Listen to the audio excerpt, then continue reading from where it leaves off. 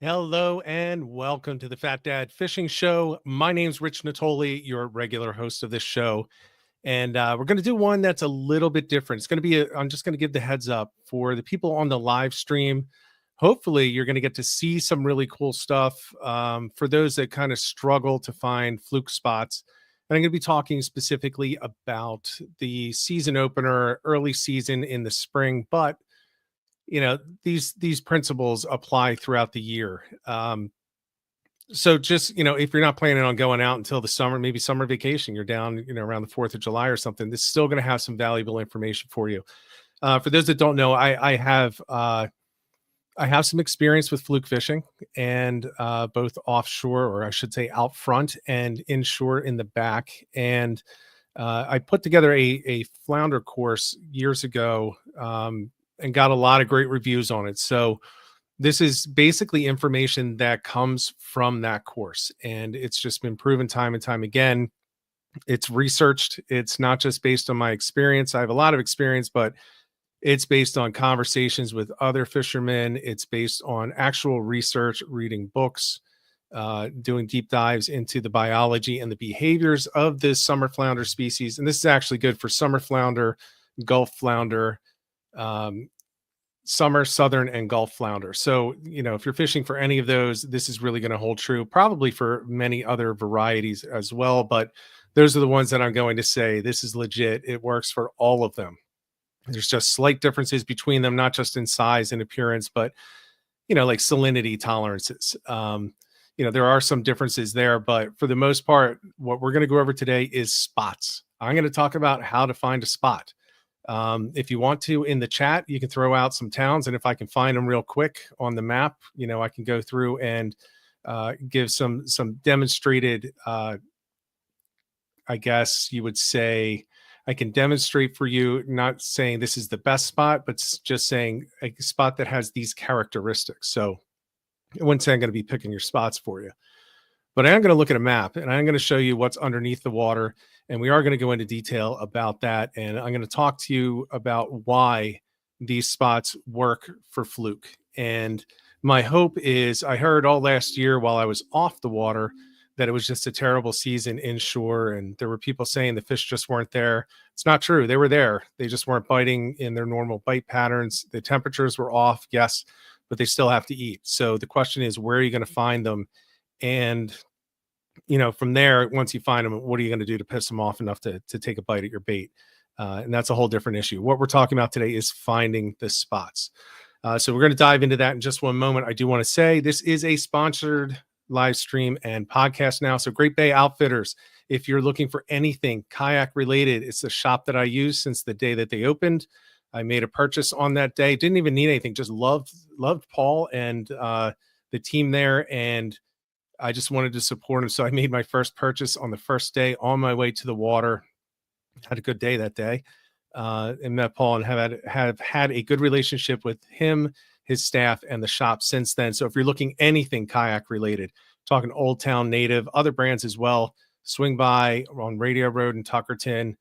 You can't miss it. It's right there on your way down to Great Bay. Just swing on in and see what they have to offer. They got it. If you need it, they've got it, or they can get it.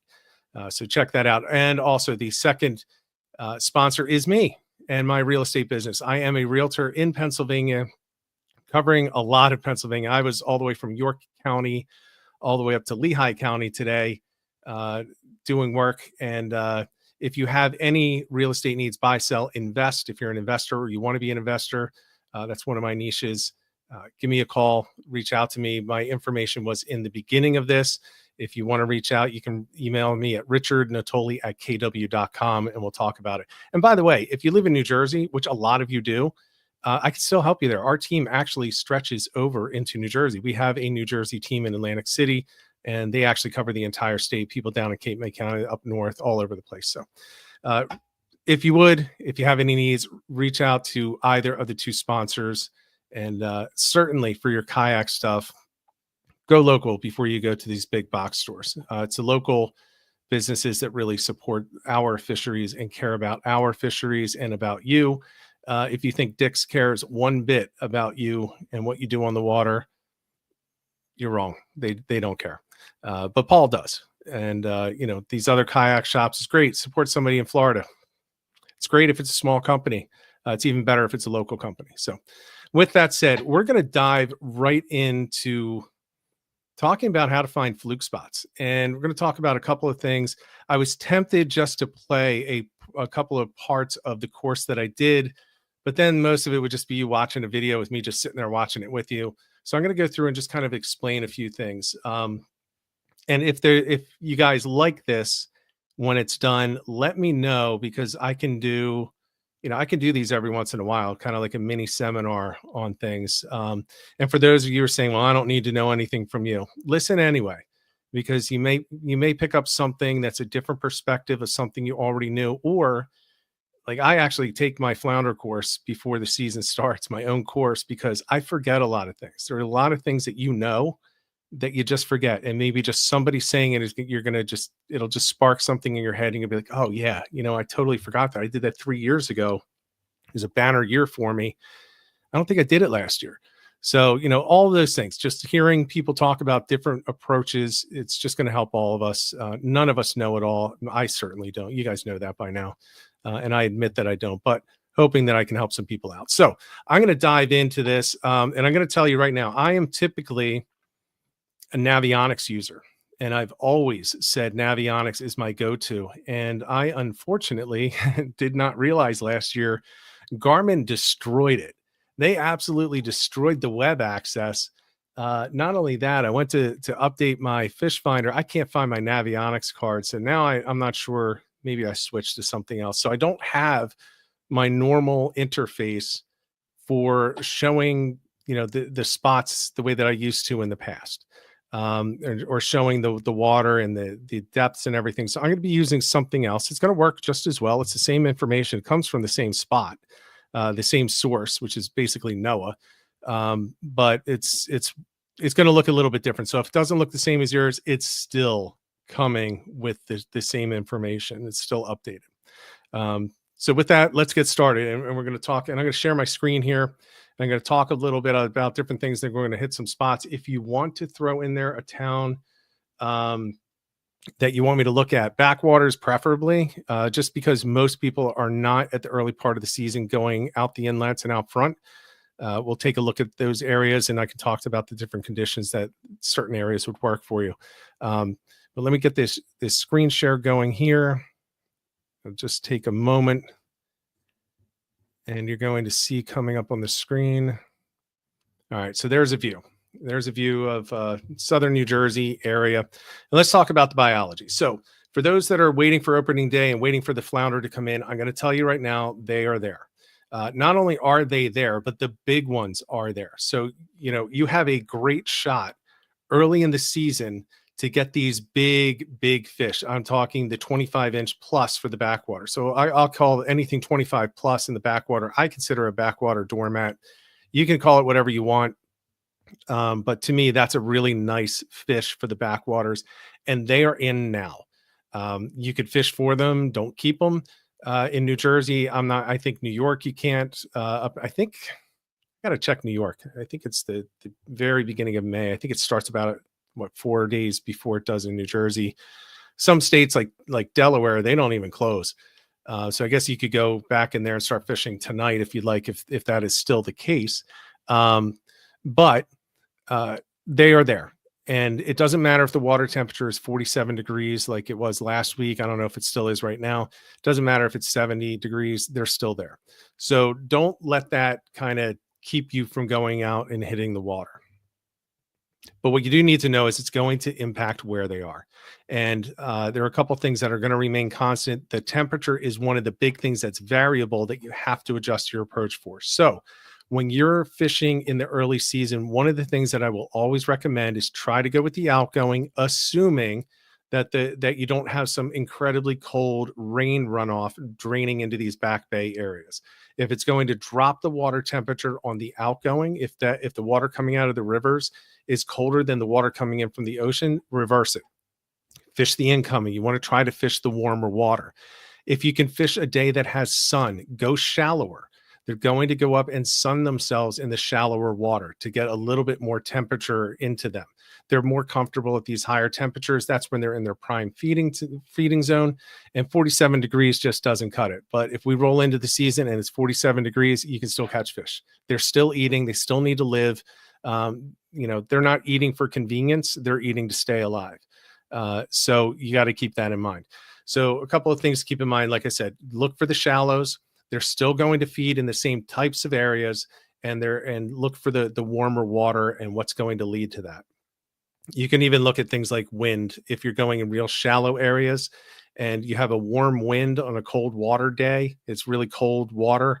A warm wind churning up anything against, sod banks or anything like that, even up against bulkheads, that will put a little bit more warmer water in, because you'll have the heat exchange with the air. It'll actually heat up that water a little bit as the wind blows the top off of it. And that can actually increase the temperature as well. That's bigger for other species in our area, like weak fish. I would definitely look at that for weak fish, even striped bass a little bit, but it can impact fluke as well, as long as it's shallow enough that they're going to be able to benefit from that heat exchange at the surface. But there are a couple things to keep in mind. They're always going to be looking, these fluke, they're always going to be looking for a few things when they're down there in the water. They are ambush predators. They are very, very aggressive fish. People don't think they are, but they are. They're extremely aggressive. You think bluefish are aggressive? It's the same category as fluke. They will bite things just because it pisses them off. They'll bite things just because they see them, and they set up an ambush, unlike a bluefish that just kind of cruises around. The fluke will sit in a spot where it's going to have a predictable flow of bait into its face at any given time. And they just wait on the bottom, sitting in one spot, and they wait for the bait to come to them. When they see it, they'll pick up, they'll follow it, and then they'll decide whether or not it's a legit bait. That's where your presentation comes in. And then they'll bite it, they'll taste it, and see if they want to actually eat it. So you want to find a spot that's going to have some place where they can hide, that's going to bring a consistent kind of conveyor belt of food to them over time. So think about drop-offs. Think about anything that breaks a current. So bridges. Bridges are great. A lot of people don't fish bridges for fluke, but bridges are great. Around the pilings, you get those eddies. They can sit in those eddies and watch everything just stream by on the sides of them. And that's a good spot. If you're up in a flat, let's say it's cold water and you're like, yeah, I'm just going to go up in a flat. Well, they need somewhere to hide. So look for something that's a little deeper, maybe a depression or a pothole. And if you can find a pothole that has a little bit of a current coming through it, or it's right next to one of these channels in those flats, that's where you want to look. That's the type of area that's going to hold these fish. And it becomes more and more important as you start looking at the size of the flounder that you're targeting. So a couple of years ago, I think maybe it was even last year. Again, I was kind of out of touch last year, where we had that ridiculous slot, that's 17 to 18. So you actually had to target smaller fish. Well, that was much easier because you are targeting fish that don't necessarily have to be in the best spot, because you can be sure if there's a 25 or 28-inch fluke sitting somewhere and there's a best spot in that little general area, that fish is taking it. It's moving the others out. They're aggressive. It's going to come right in and it's going to take its spot and just kind of flush the small fish out to the sides. And you often see this during the summer when you're fishing and everyone's fishing the same channel, and you see everyone's pulling up shorts. Well, they're just missing the spot. Most likely they're not quite in the spot that's best. And you'll often see, this is where the kayak fishermen do really well. They'll get in tight to the structure and they'll actually fish the best spots, and they end up pulling up some bigger fish often, because a lot of people just aren't willing to bring their boats up against these hard structures on the sides. Bringing something up against a sod bank, you have a $100,000 boat. You don't necessarily want to risk the glass. A wake pushes you into it and all of a sudden you punch a hole in the glass. But keep that in mind. So they're looking for the best spot. The biggest fish are going to take that best spot from the smallest. So let's dive in. Let's look at a area, and I'm going to zoom in on this map. And I'm going to tell you right now, this interface kind of doesn't work well. It's not like Navionics, which is nice and crisp and clean. This thing, you'll see different weird colors coming up from time to time as I zoom in. Just kind of bear with me on it because it's the best I have until I get this Navionics thing figured out. All right, so this is Ocean City right here, Ocean City, New Jersey. And I'm not telling you fish these spots. I'm just going to show you some things that are going to indicate what could be a good spot. And I'm not going to go through here in detail and say, but if I were fishing, I'd go right here. I'm just kind of telling you these are the characteristics that you need to look for. All right, so here's the shaded relief. So this shows what's on the bottom underneath the water. The water's all smooth, but underneath you can see there's some depth in here at the inlet. You can see it comes up shallow up in this section up in here. You can see another channel down here. So you can see all of these channels that are coming through here. Those are the deeper areas. As you zoom in, you can get a little bit more detail. And this is where it kind of messes up sometimes. So if it changes colors, don't worry about that. Just kind of think about the theme that we have here. I'm going to put the 1 foot contours on here so we can really see what's going on in there. And you can see some depths. I don't know if you can read it because of the colors, and there it's changing color. Now I'm not going to be able to read it either. So right where I am, it's about 23 feet, 20 feet up in here, 14 up in here. All right, so 14 feet down to 20 feet. This is an interesting spot. Now it doesn't set up perfectly for both tides though, right? So if you have the incoming tide coming from right to left, look at what the water's doing and think about where it's going to funnel the bait fish. So if it's coming in here, it's coming in this deep water in this section here. Let me zoom in a little bit so you can still see a little bit. So this is the deeper water, and then it's going to push up and over this, right? So if it's going to push bait fish, it's either going to push it around the contour or it's going to push them up and over the top. Well, if it pushes it up and over the top, you can see it gets a little bit deeper back in here. So this back side, this little spot right in here, this little buckle, that would be where you'd most likely find these flounder sitting, because as the current comes in, it's a strong current. It's going to kick things up and over, or it's going to come straight through here.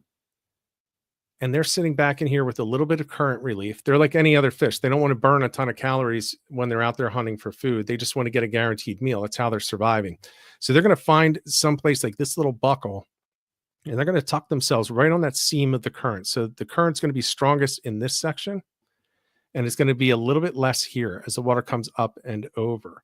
This is a spot where they'll sit. So when you're presenting to this one on the incoming, you're going to want to probably set up here and make sure you drift right along this drop off all the way down into this section and towards the back until it starts to rise again, and then just pick up and go back. You're probably not going to find things up in this 17-foot area up in here, but you are going to find them in this deeper spot here.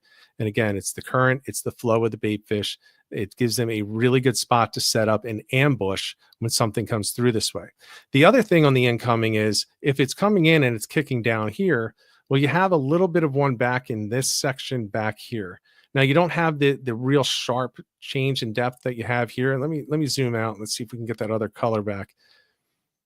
You can see it's like, see how it's dark? This means that all these 1 foot contour lines are really close together, which means that's a very severe change in depth, either positive or negative. So, you know, it's going negative in this direction as it's getting deeper. It's going positive in this direction. Then it just drops off a ledge right here. So that's a good spot back in there that I just talked about. But you can see here, if the bait's coming in this way, it's kind of getting swept in this direction along this contour. You have this back here. And this is another good one on the incoming, because you're going to have things that will kick over the top, and it's not as drastic of a change. So you'll have actually more flow in there, but you'll have a little bit of relief down in this very bottom.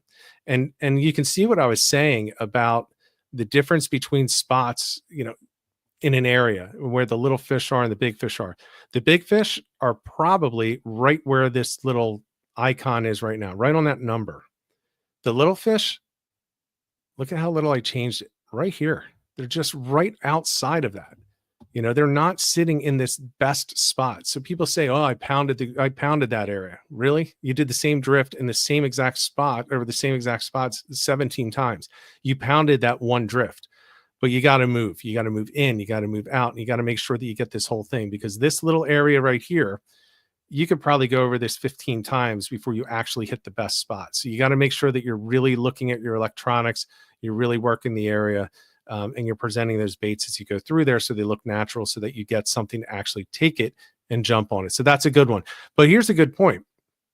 Look at this spot on the outgoing. So the water's coming out of the shallow and it's dropping down into the deep.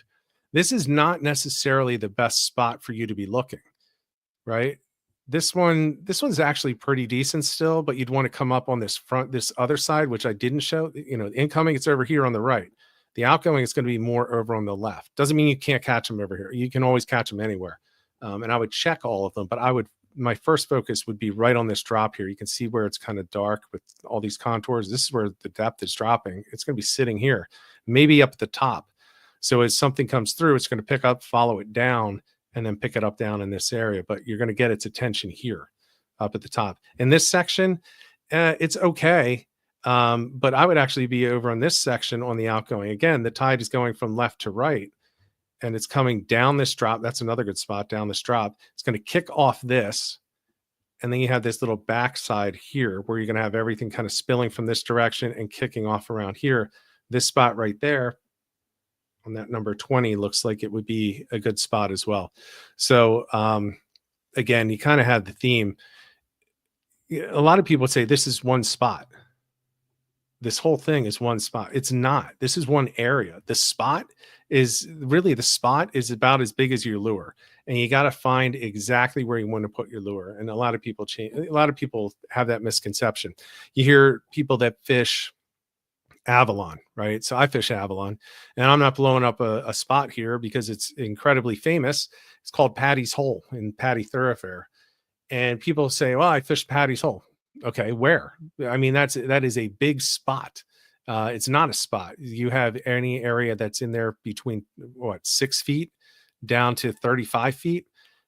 You have multiple buckles, you have multiple drops, you have multiple holes, and everyone just calls it Patty's Hole. Well, really, that's about a quarter of a mile that people call it that. But I've been out there a lot of times with people, the people in this chat, and we've been bailing fish out of there, and we're watching other people not, because they're not in the same spots. They're in the same area. We can talk to each other as they drift past, but they're not going over the same spots. They're not going over this. They're not going over this stuff that I'm circling right here.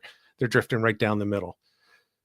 And that's one of the big problems. That's one of the big problems where boat people can sometimes get lazy, and kayakers too. But let's just say fishermen can get lazy. You just set up for the longest, easiest drift. In this one, the longest, easiest drift is to come up here right into this section and just drift right down the middle. So if we go back to the point that these are ambush predators, which they are, that's a fact. It's not debatable. That's how they hunt. Where are they going to set up in here and surprise bait fish that come through right in this middle section? This right here is an absolute wasteland. It's just flat. And that's a pretty good distance. So, I brought it up on previous podcasts, in the past few years. If you were going to go play hide and seek in an NFL stadium, are you going to try to hide in the middle of the flat football field in the middle and think that you're actually going to do a good job? That's right here. You have this coming up to shallower. So this is the incline on the sides. This is where all the seats are. Or are you going to find a pocket like, behind the sideline where you can duck down? Like if it's a baseball stadium, let's say it's a baseball stadium, are you going in the dugout, which is right over here? Are you coming back in the bullpen, which is right up in here? You're going to those spots if you're playing hide and seek. You're not sitting in the middle of the field saying, you can't find me. Yeah, we can. You're right there. Well, if you have to play hide and seek for your life, which a flounder has to basically do to survive and get food, they're not going to sit in the middle of the field either. They're going to find the spots that they're going to be able to camouflage themselves. They're going to be able to hide, and they're going to pick off a predictable flow of bait. And that's going to be in the seats. It's going to be in the dugout. It's going to be in the bullpen. It's going to be on the sidelines. It's going to be in the concession stands. It's going to be anywhere else but the middle of the field. This is the middle of the field. And this is all the people that come back complaining that all they caught are a bunch of 16-inchers, and they went through a ton of bait, but there were just no big fish there. Well, there were. They just weren't in this section that I'm circling. They were in this section right off to the side. They were in this section down here. They were in this section up here. That's where they were. They were there. You weren't. You were just in the same stadium. You were not in the same spot. You were not in the same section. That's why you didn't see them. That's why you didn't pick them up. So that's one example of the type of spot that you want to look for. And this one is just a basic drop off. Everyone that I talked about was on the edge of a drop off. It can be on the incline, it could be the top end of a drop off, or it can be on the bottom end. I prefer in an area like this where these are not really shallow in the springtime, I prefer to stay in the deeper part then. If they're not going to get a big temperature advantage by going shallow, they're probably going to stay deep in that consistent temperature where it's still comfortable and they can find a good ambush spot. Now, if this were 4 feet up here, yeah, they might be up in the 4 feet. And then you start looking at the structure up in the 4 feet section and the drop offs up there. So let's see, this depth is, yeah, this is actually 2 feet. And then it comes up, yeah, look at these. I mean, there's some nice drop offs there, a nice point there. But yeah, so the drop offs like over here are the ones that I'm going to look for if you're fishing deeper water. That's just one of them. There are other places that you can look, and let me think of where I can find these. If you're not fishing docks, I mean, you're kind of doing yourself a disservice. You definitely want to be fishing docks when you can. So let's just kind of come up towards Longport and look in here. And remember, the same things remain, the same principles remain. You need to find docks that are going to have current flow. Like, don't go back into the back bays. If you're in Stone Harbor, as an example, or Avalon, don't go back, or Sea Isle, don't go back in those back bays, where there's no current at all. The fluke are not sitting there unless there's a light on at night. Then maybe they will come in. But trust me, fishing lights as a little kid, I think we caught 2 flounder the entire time fishing lights in a bay that had absolutely no flow. But these, you can see in Longport, they do have flow. It's right next to the inlet. But the question is there a good spot for them to set up and for them to ambush? And let's take a look at this. Put the 1 foot contours. Let's look at the depths. If I can read them here. All right, you got 4.5 feet up here. And what are these, 16 feet maybe down in here. I can't really read that. I'm sure you can't either looking at this. But you can see here's an interesting bit of structure right here. So it kind of kicks out. This is shallow up in here. If you've ever fished this area, you know this is shallow. But then there are docks that are in here. So you can see there are docks up in this section up here. If we put the satellite, yeah, see, this should be showing the satellite too. Let's see. So there you can see the satellite. So you can see where the docks come out. You can see the contours under the water. This actually doesn't set up great because these docks are in such shallow water. These actually have a little bit of a depth break here. So think about this. You have these pilings on these docks sitting down here. And I would say this one is not ideal. I probably wouldn't fish these, but it's a good example to bring up. Look at how these contours are here. So you have a drop off in depth. You have these pilings. And if you have the current coming in on this one, it's coming from bottom left up towards top right in this direction. You have a drop off here right behind a piling. There's a piling, there's a piling because it's a corner.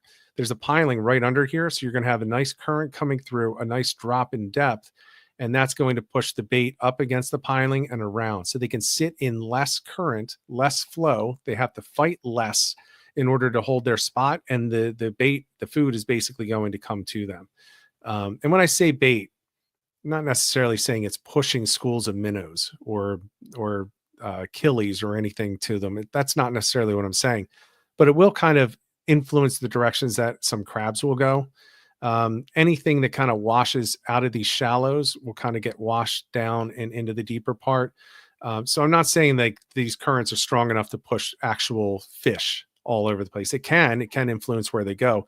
But they're going to look for where those easy meals are coming through. If you're back in the sod banks and in the marshes, grass shrimp will definitely go into certain areas and kind of get pushed along, and they're just going to wait for them and they're going to feed on them. So this is another one. So if you take a look at this, and let me just get these contours back on in the shaded part, you can see where right here, there was that piling right in this section here.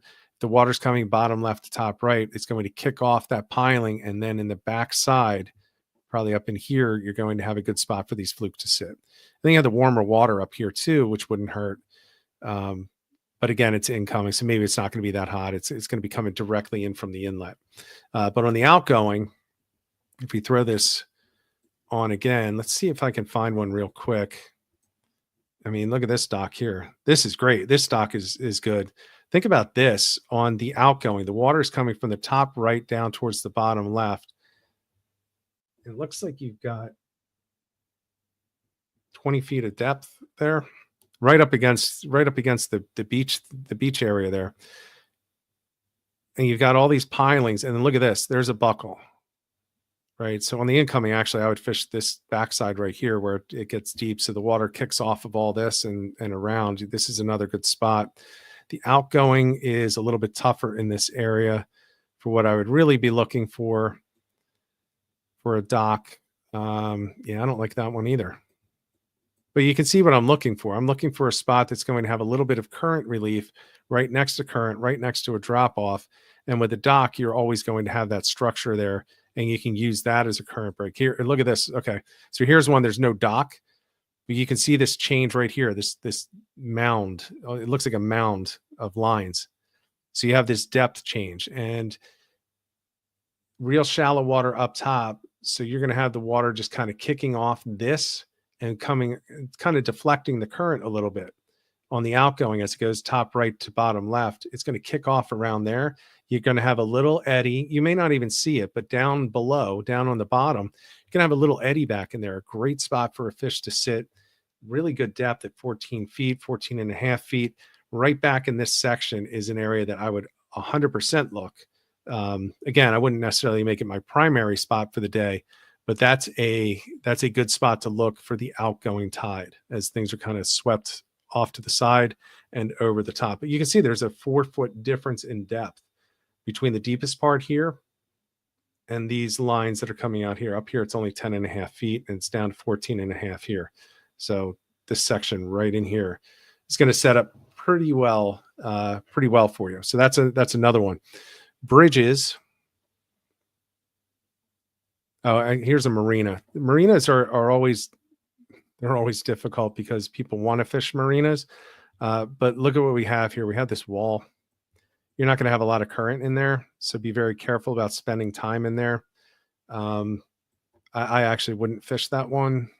There are some areas out here that I would fish. I mean, you can see there's look at this right in here. This looks pretty decent on the outside of it, 17 and a half feet.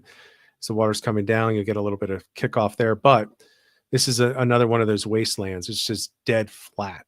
It's dead flat in here. There's not much going on, but you do have something going on over here where you can take advantage of the water flow from 5 feet down to this 17 feet down in here. So there's little spots in there that you could look at, but I would actually avoid that one specifically. Now a bridge, here's a bridge real close. I've never looked at this bridge. Summers Point Bridge. Yeah, that is shallow. And then you've got, okay, you got the 10 feet. I shouldn't say I've never looked at this. I've actually fished it. All right, so look at this. So here's what you're looking for. These lines close together. You're going to have the drop off there. Now you have this wasteland over here. This like really flat section. You got a flat section here, but you have a drop. So you can take advantage of that drop, and they'll sit on the back side of that, or on the incoming as it's coming up in this direction. They could sit right at the top here. And as things are compressed from, 16 feet of depth or whatever, 16 to 18 feet down in this section, as the water comes up from there, it accelerates up this and over, and it gets into this 5-foot area. So a lot of stuff is going to get pushed up and over top. And this could be a good spot for them to sit. Now, 5.5 feet, a lot of people won't fish for fluke in that. You should, though. You should. If the conditions present themselves like this, especially if you have wind also blowing in this direction, I would definitely set up on this side. Always start ahead of the structure, drift the structure, and then drift past the structure. Because remember, fluke follow for a long time before they strike sometimes.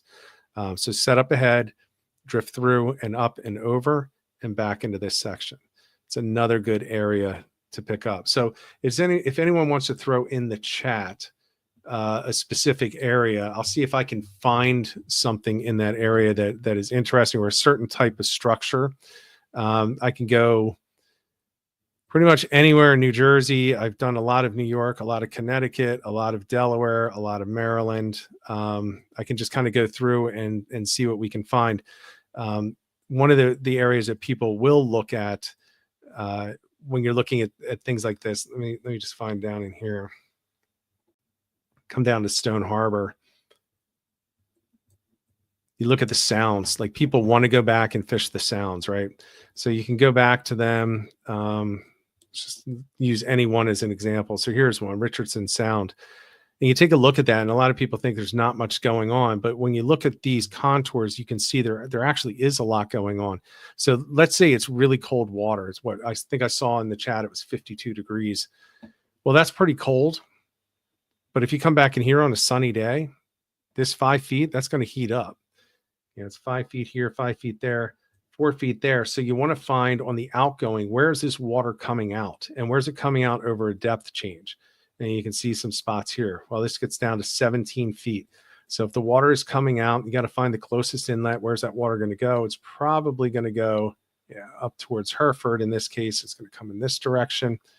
You know, look for the spots in there where it's going to fall off and into that deeper water. So right down in here, it's going to come down in this, out from this direction, 5 feet, 13 feet. Down in here is a decent area. I would actually pull up tighter and fish that 5.5 to 7 foot, and then drift down and take this big drop down to 17 feet.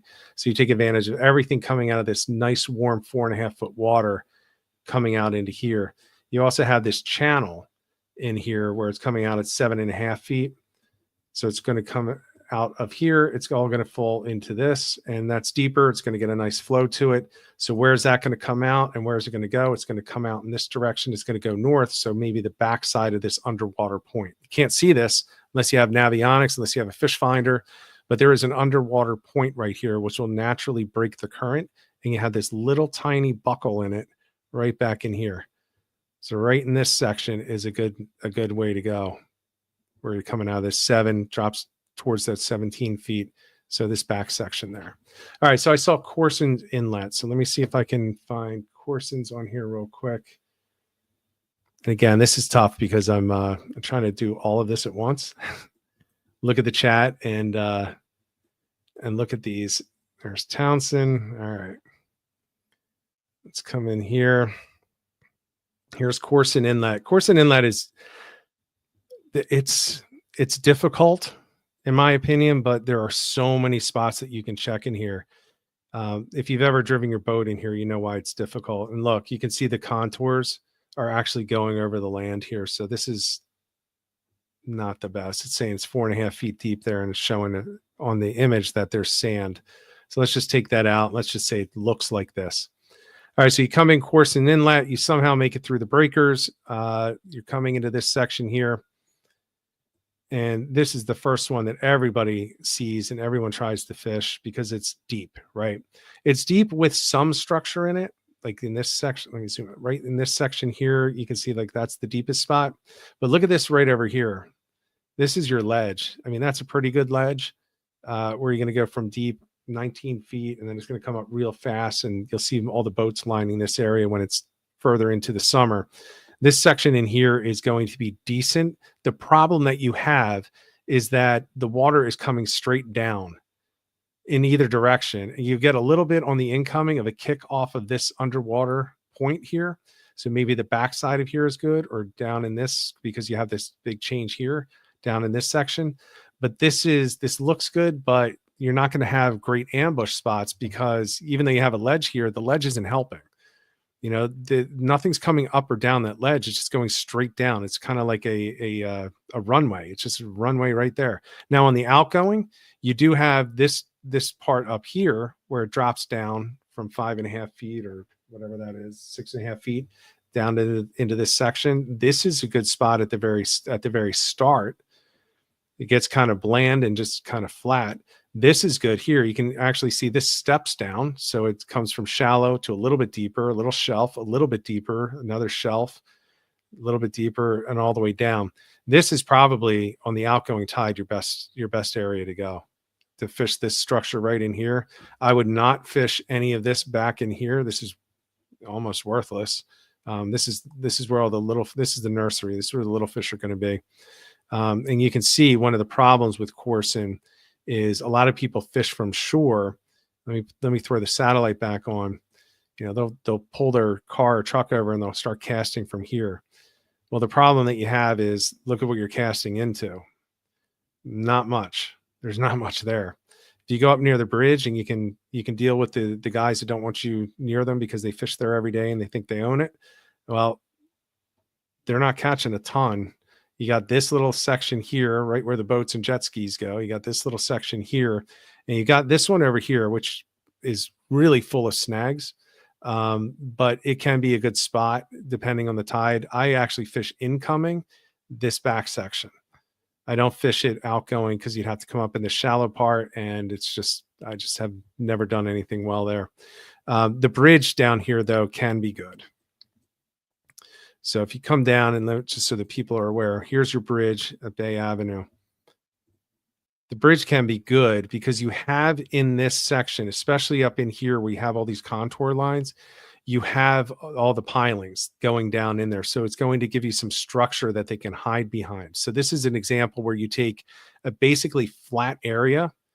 And if I zoom out, you can see it better. I mean, this is pretty flat. There's not much going on in there. But once you throw in that structure of those supports for that bridge, well, then now you have structure. Now you have ambush points that are set up for them. So this is a good example of where you can take just bland bottom that is really unremarkable and shouldn't really produce a ton of great fish. And once you throw those pilings in there that are supporting that bridge, now you have structure. Now you have ambush points, and now you can find the fluke on the backside. You can also find sheep's head and tog in here if you haven't tried it.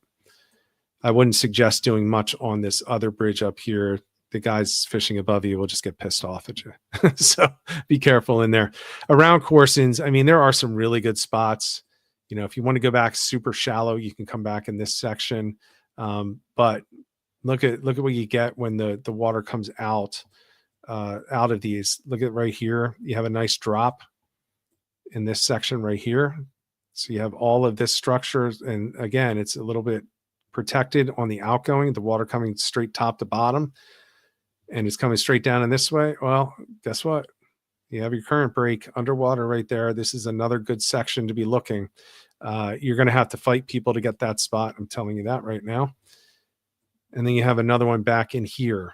And this is a good one because, yes, you do have the outgoing coming left to right, but you also have it coming from top to bottom and then swinging off to the right. So as it comes down and kicks around here, you have this back section in here, which can be okay. That's another area that I might check. Again, I wouldn't plan a trip for that spot though. So that's Corsins. Those are some decent ones. If you want to go out of Corsins, there are some things offshore. I mean, you can see the structure out here. There are things that you can go to without having to go super far and look for wrecks. You know, everyone thinks once you break the inlet, you got to go forever. You don't. There are things that are in close that you can do. I mean, just look at the structure in here. I mean, there is structure, and these will hold fluke. If you don't think so, talk to anybody who catches them on the beaches. They're probably setting up out there and then coming in. So let's go a little bit more north. Let's see if we can get up towards, let's see, do we want to do this? So you got Brigantine. God, I could spend 7 weeks on Brigantine alone. You have Great Bay. I think Paul had mentioned Little Sheep's Head Creek. I don't know if I'll say specifically Little Sheep's Head, but let's kind of look at the area so that people can see just basically what you have up in that area. If you're not familiar with where we are, let me get this back on satellite. So you have Mystic Island right here. And then you can look down in here. You've got all these creeks in here, Little Sheep's Head, and so on and so forth, like right here. There are some good spots in here. And this is one that people don't think. They don't think that there's going to be a lot of fluke in there. I was catching them in March a couple of years ago. The last March I was on the water in this all through here, actually. all through this side, not up in here. Don't try to go up in here unless it's changed in the last year. I don't care if you're in a kayak, you're going to get grounded. But let's take a look at, let's say right here, on the other side of Whirlpool. Put the 1 foot contours in there. And you can see there is some structure here, and you got some nice depth. Yeah, it's not showing the depth that I remember there. So I don't know if it's changed or not. Let's just say it's changed. But that's like 20 feet. That's not 4 feet. That was like 15 to 20, and I've got the video to prove it. But this section, as an example, is pretty good on an outgoing, as you're getting the water coming from right to left and top to bottom and around to the left around this point. There is a deeper section here. Again, ignore the, I'm going to turn off the depths because it's not right. That's actually not what it looks like. If this is the spot I'm thinking. So you have a shelf here. Okay. So it's shallow up in this section that I'm circling. It's shallow basically down in this section here. And then you have this gully right here, and it does stick out, and you have these little underwater points here. So if you're fishing this on the outgoing, you're going to tuck around on this side, come around this point and fish this back section. There is an incline. There is a drop off there. Okay. So Paul is saying it hasn't changed. So I'm correct. The chart is wrong. Yeah, so it's probably still 15, 20 feet deep in this section. And that, by the way, the further you get into the marshes, the less accurate these get.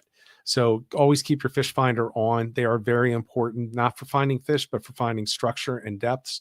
And you will see there are creeks. I'm not going to show you in this because some of them I'm just not going to share. There are creeks that we've already passed over as I was scrolling the map that go from 4 feet down to 30 feet. And talk about a great spot for flounder. Mostly little ones because there's not a ton of water flow going through there. But if you ever want to have fun and you find one of those, you can just be bailing them all day, and you'll get some keepers in there too. But on this one, again, it's going to be shallow up in this section, and you're going to have that drop. So as the water's coming through, it gets shallow and it pushes over and then it drops. And this used to kick out and come back up a little bit. So you had this little section. Actually, I'm going to put the crosshairs right on it. It used to be that there was a little hook here, and it came up around this point. So the water coming straight on was kicking off there as the water coming from the top was flowing downhill to here. It all comes together at this crosshair and to the left, to the west. And this is it. This is your spot. Start up in the shallow or right around this point, but you got to make sure that you position yourself to come back inside and drift down through here. That's where your bigger fluke are going to be sitting.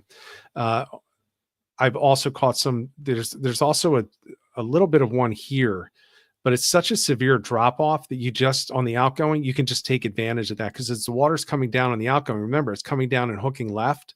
And then you have all this flow coming here over the shallows and dropping down right there. I've caught 20 plus inches in here, in this section here. So it's something to look at. Really good structure. That's a little sheep's head. There are also good spots out here. Let's see if it's better once we get out of.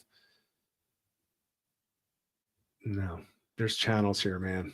There's better channels than this is showing. Yeah, there's no way I was fishing 4 feet of water there. Yeah, so look at Whirlpool Point. There's good depth in here. The problem with this is you have to stay tight. Otherwise, unless you go right up against this real shallow part here, you have to stay tight in here. Boats are not going to want to do that. I wouldn't do that with a boat. This creek offers very little as far as a benefit for fishing it. But if you come down off a Little Sheep's Head, you do get a benefit of that all exiting out into here, down in this section on the outgoing. You have the benefit when it's coming in, kicking off this point into this section up in here. So again, you can kind of see the theme of what I'm going for. You're looking for the current breaks, but you can't just look visually because we're not fishing southern waters. Now, if some of you, actually, I know that there are people in South Carolina, for example, in North Carolina that watch this, you have a different type of approach. Your deep waters are not what we're talking about here. You're not fishing 20 feet typically. You're fishing 4 feet, 3 feet, 2 feet. And you may be able to see the current breaks. But when you're talking mid-Atlantic and up north, our current breaks are underwater for the most part. You can see signs up top, especially if there's a bridge or something like that. But a lot of times you have to use these charts and you have to identify what's going to change the currents way down deep near the bottom. Because while you can catch fluke up near the top, for the most part, 99.9% of the time, their ambush is on the bottom. And they really only come up, very infrequently to the surface. And that's usually, under 5 feet where they're up at the surface feeding. And they will do that every once in a while. If you see that, you can actually catch them on poppers. But it's going to be extremely rare. I don't know why they're doing it, to be honest with you. That's one part of their behavior I didn't look at, but you got to look for the underwater current. So you have to be able to visualize if the current is coming here, what's going to divert it. And it could be something as small as a small rock, just a little piece of sod that broke off and is laying out in the current. The back side of that is going to have that current break. The front side is going to get pummeled. So stay away from the front side and get to the back side and try to figure out where is that current seam. If you're really experienced and you're really good and you know your tackle and you're used to using it, won't necessarily work very well with a new rod that you're not familiar with, but you'll be able to feel when your bucktail or whatever you're dropping is in the current or falls out of the current. And if you can kind of stay along that edge, that's the sweet spot. They're going to sit right on the edge or right outside of the main current, and then they're going to dive out into the current to get that stuff that comes by. So that's a little sheep's head. Can do one more. Okay, Stone Harbor 96. Okay, Stone Harbor 96th Street Bridge area for David Cohen. I'm going to do this one, and I'm glad that you brought this one up because this is one of the first bridges I've ever fished. Grew up with the house in Stone Harbor, so 96th Street Bridge was always one that we went to. 96th Street Bridge is interesting. I'm going to tell you right now. You are not allowed to fish from this bridge on this north side at all. However, at night, there's a little shack down here where the bridge operator stays. Sometimes, most of the time, they will let you. Just be very careful. You got Fred's Tavern right here, and you got other bars up in there. People will sometimes come out after drinking. It can get dangerous, but this is a great flounder bridge. If you want to catch fluke at night, this is where you want to go. If you have a boat, if you have a kayak and you're comfortable out there on the water at night, fish this bridge. It is absolutely outstanding. I've caught more fluke under this bridge at night than any other spot I've ever fished cumulative over my lifetime. At night. It's just a great spot to go. So let's see if this actually gives us some good contours. It does. Okay. It's a little inaccurate. This actually comes up a little bit further shallow in this section. By the way, great weak fish spot right here. But you can see you have the main part of the bridge right here. I don't fish here. I fish this section up in here. And you do have some depth there, and you do have these pilings that come down. You can see one right there. You can see one right there, 25 feet of water. You can see the depth changes. If you're fishing this, I would fish it at night, mainly because the lights on this bridge are great and it gives a really sharp shadow line. So they will sit in the dark, not in the light. So they will sit in the dark area. So what you do is, let's say it's incoming tide. So it's coming from the bottom left up towards the top right. I would cast all the way out to here. I would not expect to catch anything. Nothing, as just follow my cursor. Nothing. And then once it hits here, this is where you're going to catch them, because you're going to lose the light. It's going to be a very sharp, dark area, and let your bucktail go under the bridge all the way out to this section. You'll probably pick something up in here in this section. That's how you fish it at night. And the other side is actually better at night. So if they let you and you're willing to brave the traffic, you can fish over here. There's a walkway that's guarded and behind a wall. Over here, there is not on the north side. But if you want to fish that and they let you, this is actually better. It sets up better for you. You have better structure. You fish it that way. And the way that you do it, I'm just gonna give this tip and then I'll talk about the specific lines and how they kind of work for you. When you're fishing at night from a bridge and you're casting up, you cast up current, You let your bucktail, and I would use a bucktail, and I would put if you don't even need to have a gulp bait on there, just put on like the old traditional pink zoom, let it drop to the bottom. And all you have to do, you're not jigging it. You're just letting the current sweep it towards you. You're just bringing in a little bit of line to keep tension. Every once in a while, don't jig it up off the bottom. Just kind of like flick your wrist a little bit. You want it to move maybe 2 or 3 inches, and you just want to keep it moving. That's it. That's all you're doing. Once it gets under this bridge, now you have to start like paying a little line out, but maintain contact with the bottom and start little jigs. And I'm talking maybe 3 or 4 inch movements of your hand. And once it hits that real black, it gets into the darker area and then it gets black. That's where you're typically going to pick them up. And you can pick up some huge ones on any bridge that has good lights and good shadow lines. If it's all lit up on both sides and the water is all lit all over the place, it's not a good bridge. But if it's one that has good shadow lines, like the lights are on just one side and they're shining across and you can see that black line in the water, those are the ones that you want to look for. And keep in mind, you still want the structure. So there's not a ton of structure here. So you want to kind of stay close to those pilings. So when it comes down, you want to be lined up right off to the side of the piling and let your bait go right down the side of it. You risk some snags, but you also risk catching better fish. So that's where you want to do for that bridge. Now, as far as Fluke, I actually do not fish this bridge for Fluke. It just doesn't set up well enough, and you can see exactly why. You have these contours here. I don't think those are accurate, if I'm being honest with you. I've never noticed that. And I fish this with my kayak quite a bit. I wouldn't fish this bridge actually if I'm going for Fluke. It's just there's just not enough depth change there. There are a lot of Fluke, but they're little guys because there's nothing to draw a big guy in here except for the bridge itself. So, if you want to do that, you want to get up real tight and fish real tight to it. Yeah, absolutely. I would try that. But if you're just looking for an area where there are a lot of different places to go, the only places to go, again, this is an area, not a spot. The spots are going to be this piling, this piling, this piling, too shallow. You're not going to get anything over here, most likely.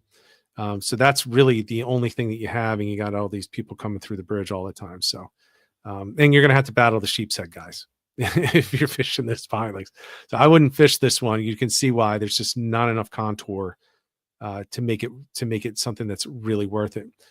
And I'll just do one last jump. I'm going to show you Patty's Hole, which I mentioned before, for people that are not familiar with it. So you have Townsend Inlet, and then you come through here, and there's Patty's Hole. This section in here, Patty Thoroughfare. This entire section is what people will call Patty's Hole, all down here. And it's because it can get pretty deep, 25, 30 feet. It used to be a little bit, actually, yeah, it used to be deeper than that. And people say that this is the hole right here. Well, what did we just talk about?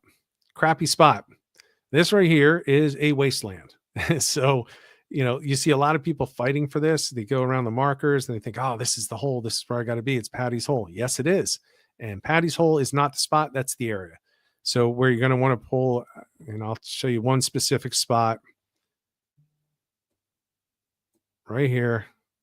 I have a video from a tournament. I fished right up in here and took this drop.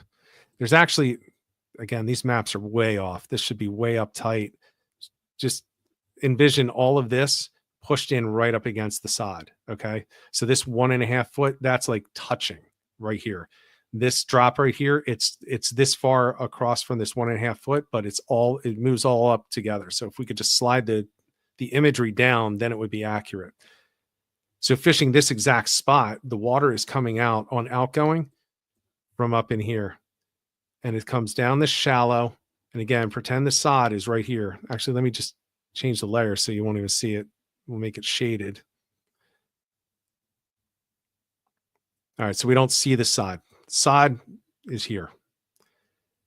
I'm fishing right here, and I had a full live spot on there, and I pulled in 23 or 22 incher right in the drop. I think it was actually right here in this section. So again, the water's spilling over the top, and it was sitting right there. just sitting right there. Tad, I think, was with me when I did that one, when I caught that one. He's in the chat. There were a couple of people, and I was done. I had my fish for the tournament, and I just started telling people just fish exactly where I am, and they started catching keepers there too. And it was this. It wasn't Patty's Hole. It wasn't this big area. All the boats were out here. A bunch of kayaks were out here, and we were sitting up here. Almost, when you catch the fish, we were bumping into the sod, and this is where they were. It's just these little buckles in here on the backside. There's another buckle right there on the backside. Look, right here's another one. Here's another one. Those are the spots at Patty's Hole. It's not that hole that had nothing going on. You can see right here, there's some structure. There's some drops here. So think about the incoming. The water's coming down into this little gully. Right up in here is where it's first coming down. That's another good spot. So there you go. So that's basically where I'm looking for. So I know this is kind of like chaotic mayhem. I could get a little bit more organized. I just wanted to see if this was a topic that people were interested in.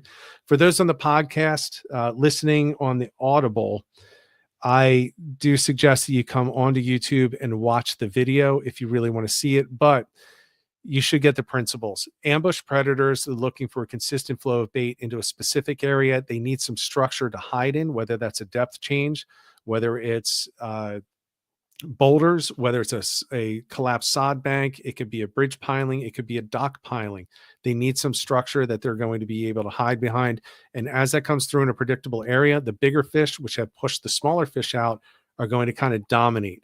And they're going to be the ones that are going to be in these best spots. So make sure that you don't be a lazy fisherman unless you just want to go out and hang out. There's nothing wrong with that.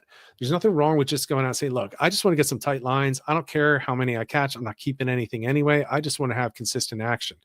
Well, then you don't have to necessarily only focus on the spots that I told you. The spots that I've been focusing on are the things that are 18, 19, 20 plus inch targets. So if you're looking for fish that size, these are the spots that I target. I'm not sitting out in the middle of the channel. It's very rare that a boat is going to almost hit me because I'm not where the boats want to be. I'm where the boats don't want to be. I'm where the guys with trolling motors that know what they're doing are really nudging up in there, and they're wincing every time a wake comes through because they're afraid that they're going to break off on something because it's getting shallow and they're right on a drop off. Those are the kinds of spots that you want to look for. And as you can see, as I'm scrolling through here, you can see several in here. But it's not the vast majority of Patty's Hole. It's just not. There's just nothing in this section here, except for little fish. You'll catch a lot of little fish in there. All right, so that's the first one. I can do more of these. I can talk very specifically and break down a specific type of spot. I can show you how to find them. If you're interested, I'd like to hear from you if there are any specific areas you'd like me to cover. Again, I'm not necessarily going to go out and give specific spots. Patty's Hole is fine because that's been a spot for 50 years, over 50 years. It's always been famous. Anyone that's been down in that area knows about it. There's always, big fish pulled out of there every year, and there always has been since I was a little kid. So that's not a spot. If you don't like it, tough. I don't care. And the other thing is you can't get there by land. So I'm not screwing over the land fishermen, which is another reason why I'm very comfortable talking about this one specific spot. All right. So everyone, thank you again for tuning in. I will be back next week. We're going to have Robert Lombardi on. If you haven't seen his book, man, this is a dude that went through basically the entire Chesapeake Bay, just exploring and fishing and catching fish and documenting his entire journey throughout there. Bob is a guy that I fished with a couple times. Great guy, just a wealth of knowledge. He is the guy that you want to talk to if you're just looking to get out on the water in the Chesapeake. He can tell you basically about anything out on the water. So he's going to be on next week. 7:30 on Monday. And remember, if you need anything for your kayak, get out there to Great Bay Outfitters. If you need anything real estate related, give me a call. Give me an email, richardnatoli@kw.com. If you want my phone number or website, that's all in the intro to this. richardnatoli.com is the thing. I'm just going to make people work for the phone number. So go and look at the intro if you really want my phone number. Yeah, but actually, I guess if you're a podcast listener, you can feel free to text me regardless. That's all good. So we'll be back next week. Everyone, thank you again for coming by. Sorry if I missed some questions in there. I'll do better next time. And until next week, get out there, get on the water, and get some tight lines.